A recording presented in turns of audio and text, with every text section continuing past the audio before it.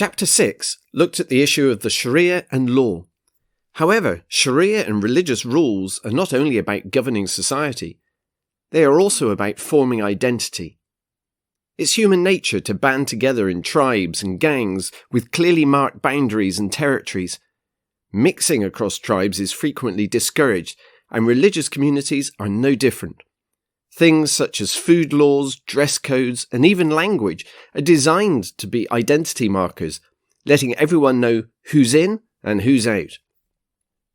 So, some evangelicals in the West are concerned that Muslims are using halal food laws to separate Muslims from other groups and demand accommodation of the Sharia. While some see Muslim women's dress, such as the hijab, as a modesty choice, other evangelicals suspect it, and especially the niqab and the burqa, as not just being for female modesty, but to be a visible demonstration of the strength of Islam in a community.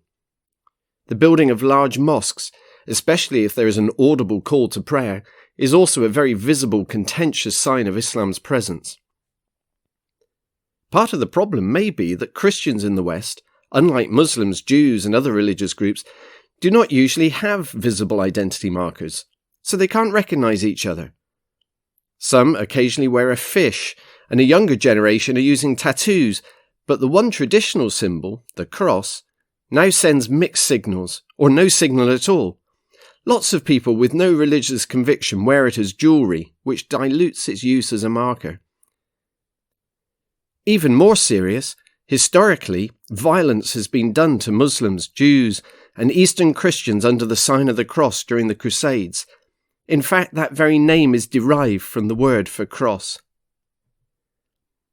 All this means that with immigration and population growth, Muslims are becoming much more visible in Western societies, and many evangelicals are worried that some have an agenda to Islamize those societies, and a few have predicted or prophesied that Europe and even America will one day become Muslim.